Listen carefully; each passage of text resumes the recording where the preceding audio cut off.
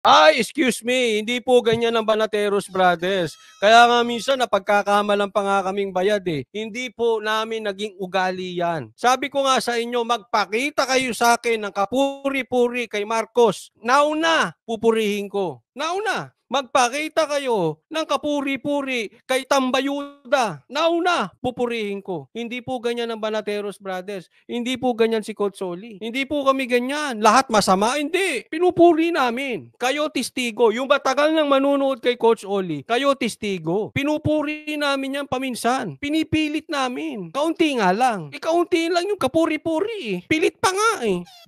Pilit. Ang hirap.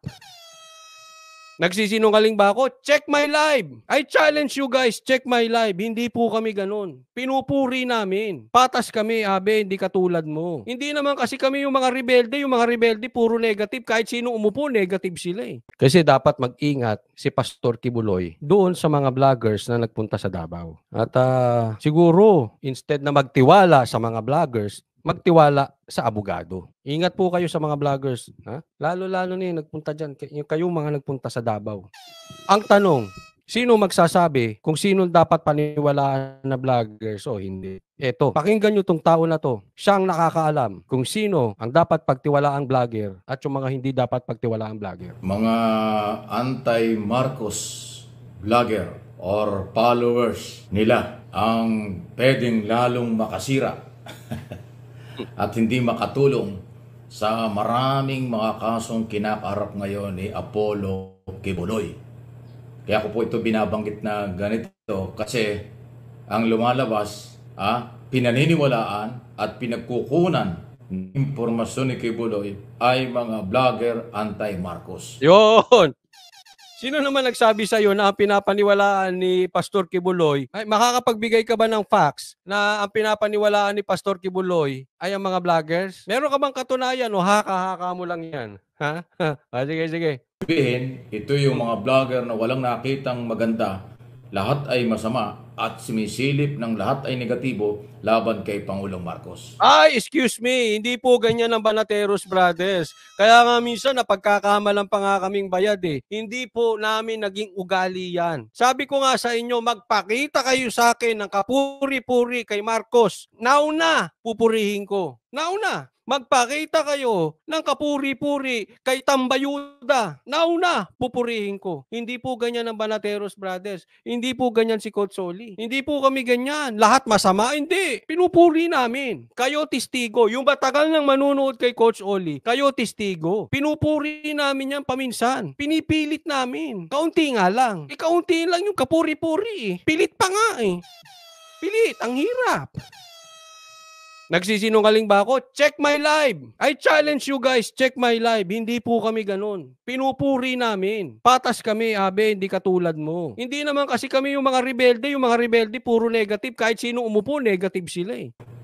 Nakalimutan itong mga vlogger at nakalimutan din ni Kibuloy na ang kanyang kaso ay nasa korte. Hindi na politika ito. Kaya yung pagkampi sa kanya, anuman ang kapalit na ginagawa ng mga vlogger, delikado yan. Ako, ang advice ko... Ibig mo sabihin delikado. Kung nasa husgado na ito, dapat patahimikin mo na si Risa. Hindi na niya pwedeng imbestigahan sa Senado. Naniniwala ko, mas damihan mo kay Buloy na marami kang kakamping abogado na magtatanggol sa'yo.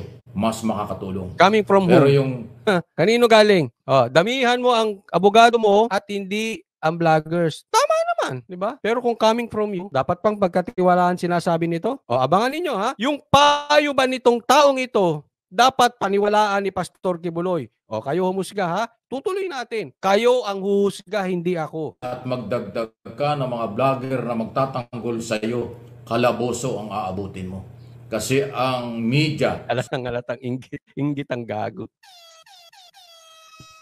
Inggit ang... Ayaw niya yung mga vloggers eh. Pero siya, tanay, tanggol ng tanggol. Teka muna, hindi ka na broadcaster, vlogger ka rin. Uy, tumingin ka sa salamin. Baka nakakalimot ka. Wala ka na. Ampalaya animal. Tingin konti sa salamin. Hindi porket naka-necktie ka, broadcaster ka. Social media, especially ang vlogger, hindi yan husgado. At hindi yan papakinggan ng husgado. Sinabi ba namin pakinggan kami ng husgado? Nagbibigay kami opinyon. Kaya nga sabi ko, dalin sa korte. Korte ang uhusga. May sinabi ba kami husgado? Kami nga convince sa korte biksan eh. Bakit sa Senate? Bakit sa Kamara? Gunggong to kulang sa research. Ng korte. Malamang makasira pa pag tumalakay sila ng mga isyo na may kaugnayan sa kaso. Kaya yung mga fake news, paninira, nang iimpluwensya, para siraan ang ating gobyerno, ginagamit lang kayo. Naggagamitan kayo. Ginagamit ka nitong mga vlogger na ito sa kanilang mga interes. O, kita mo. Alam mo ba't niya nasasabi? Takot sa sariling muntutong tao na ito. Bakit? Yung lumabas sa bibig niya, naggagamitan kayo. Gawain niya kasi. Kaya alam niya. Gawain mo. Ako, never ako magiging traidor. Sabihin ko na ngayon, because I know for sure. Magkaiba man kami ng direksyon ng SMNI, magkaiba man kami ng direksyon ng Pastor Kibuloy, babanatan ko yung issue. Pero hindi ko pe-personalin. Hindi ako magbabagsak ng mic dyan. Hindi ko sila babastusin. Halimbawa, kumampi sila kay Aimee, ayaw ko kay Aimee. Sasabihin ko, mali ka dyan. Ayaw ko. Eto, bakit hindi tayo kay Aimee? Ang focus ko kay Aimee. Hindi ako mamemersonal. Hindi ako bastos. Kasi imposible naman eh. Yung mag-asawa nga nag-aaway eh. Pero pe-personally mo ba yung asawa mo? Pag pinersonal mo yung gago ka talaga. Ulitin ko, kami nga ni Banat Bay, nagkakaiba kami eh. Walang masama doon. Normal yun. Pero yung babastusin mo na, ay hindi normal yun. Wala kang aral nun. Palit niyan, hindi ko rin alam. Kasi mula nang mag-imbita kayo at magpunta dyan sa Davao, yung mga vlogger na Ako, kita mo? Oy! Pakisabihan mo yung mga vloggers na nagpunta sa Davao, nako, Pastor Kibuloy, mag-iingat ka sa mga vloggers na nagpunta sa Davao. Mag-iingat ka dyan. Coming from whom? Mike Abe, your best friend. Sa'yo pa nang galing talaga, no?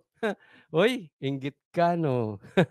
Hindi, kayo humusga. Yung ginagawa ba niyang hindi may pagkabiter? Inaawat niya sarili niya eh. Hindi niya pinupuna. Ngayon, lumalabas na ng kusa. Talagang yun.